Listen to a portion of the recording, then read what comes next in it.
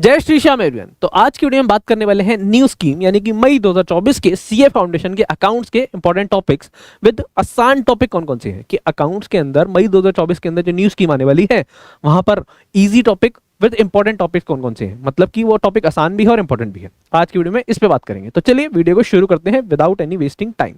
तो new scheme CA foundation account topic. अब सबसे पहले मैं बात करूं तो सबसे आसान टॉपिक बीआरएस। ओल्ड स्कीम में भी था, न्यू स्कीम में भी है। बच्चे इसे 11th में पढ़ चुके होते हैं और बहुत ही आसान टॉपिक होता है। 11th में भी आसान लगा था तो यहाँ तो आसान लगेगा ही। तो हर बार क्वेश्चन देखने को मिलता है 5 से 8 नंबर का। तो आप ये इस बार भी अभी आपका चैप्टर जो है न्यू स्कीम में भी है तो ये आसान टॉपिक है।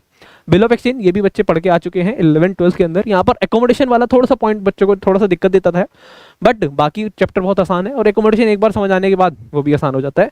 इससे भी हमेशा क्वेश्चन इसकी जो वेटेड एवरेज कहूँ मैं वो 5 से 8 नंबर की आती है। Rectification of error 11th class में बच्चों को थोड़ी सी दिक्कत देता था, बट अब सीए फाउंडेशन आते आते आपके दिमाग का लेवल थोड़ा बढ़ चुका है तो रेक्टिफिकेशन ऑफ एरर अब आपको आसान लगता है क्योंकि अब इससे ज़्यादा टफ टॉपिक आप पढ़ के आ चुके हैं।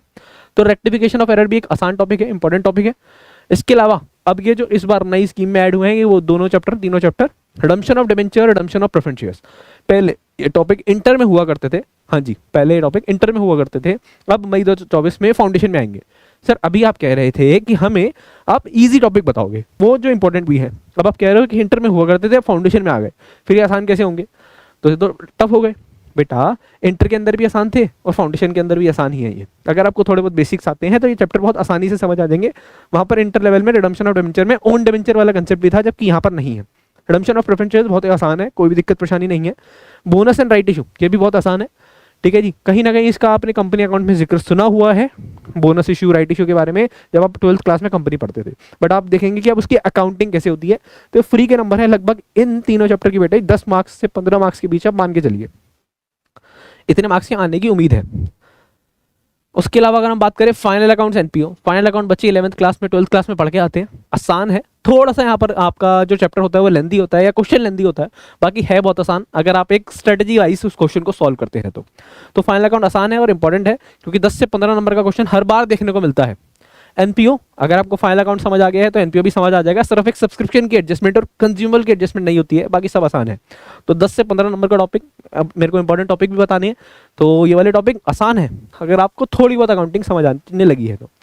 कंपनी अकाउंट मैंने कहा वैसे ये वाले तीनों टॉपिक आपके कंपनी अकाउंट में आ जाएंगे, बट मैंने यहाँ पर के लिखा क्योंकि नए हैं और इसके अलावा आसान है। कंपनी अकाउंट में यहाँ पर मेरा मतलब है issue and forfeiture of share और उसके अलावा इशू ऑफ डिबेंचर से, ठीक है जी। रिडम्पशन ऑफ प्रेफरेंस शेयर्स यहाँ डाल दिया। तो ये कुछ इंपॉर्टेंट टॉपिक हैं जिनको अगर आप अच्छे से कर लें तो 60-70 नंबर आराम से इन्हीं टॉपिक से आ जाते हैं। 50-60 नंबर का टॉपिक पेपर यहीं पर से आराम से आ जाता है, तो कोई भी घबराने वाली बात नहीं है। तो आप इन टॉपिक से स्टार्ट कर सकते हैं अपनी मई 2024 की पढ़ाई, ठीक है जी। तो चलिए ऐसी ही नई नई इन्फॉर्मेटिव वीडियो जानने के लिए बने रहिए हमारे चैनल से। मिलते हैं नेक्स्ट वीडियो में, तब तक के लिए good bye, all the best, thank you, जय श्री श्याम। वीडियो को ज़्यादा से ज़्यादा लाइक करिए और दोस्तों तक पहुंचाइए इस वीडियो को कि मई 2024 के न्यू स्कीम के important topics. Thank you so much, जय श्री श्याम।